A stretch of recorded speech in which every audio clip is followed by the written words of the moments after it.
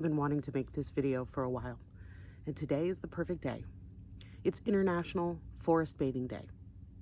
If you've never heard of the concept, it's derived from the word shinrin-yoku, a Japanese concept that translates to forest bathing. How is that different from hiking or walking? It's about being mindful in nature, communing with trees, deep breathing, listening, being present. Look it up. It is a fascinating concept, and I highly encourage that you take a look at it. I am not an expert, but I had experienced it a couple times. There is an international training organization based in my hometown, so there's plenty of opportunities for me here in Sonoma County to forest bathe. I'm a university lecturer, and one year I was teaching at Sonoma State, and my class is normally called social media or some variation of that. And I looked in the catalog, and my class was called new media. And I asked the chair of my department, I said, is that a mistake? Or do you actually want me to teach new media? Because I can. And he said, yeah, my mistake, but let's try it.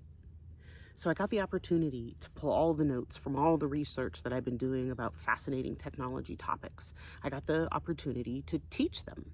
But when it came time to create a final exam for the class, I had no idea how I was going to give a final.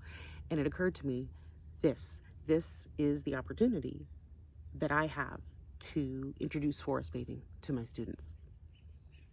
So I mapped out a route on campus. Again, I'm not an expert, but I know just enough to be able to share the concept with others.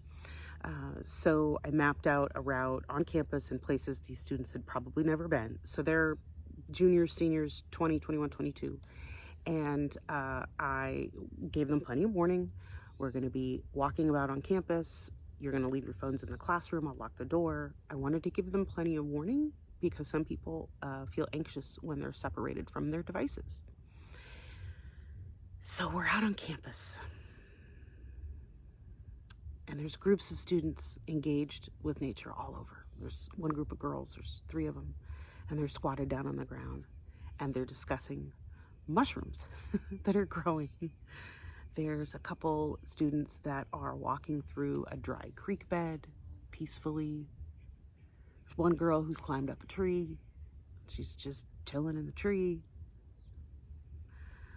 It's fascinating to watch. A little later, we've moved and we're observing the family of ducks that live on the pond. And I stood back and I took in the moment, the experience that these students were having. And it was one of the most beautiful experiences I've ever had as an educator. One of the most transformative and memorable. And I know that they haven't forgotten it. The opportunity that we get to be in nature without technology almost never happens. So today, I'm in one of my favorite places in nature, and I'm going to put my phone down and listen and be present. But after all of these years of using technology, forest bathing is one of the most important tools I have in my tool belt. Nature is the antidote to technology.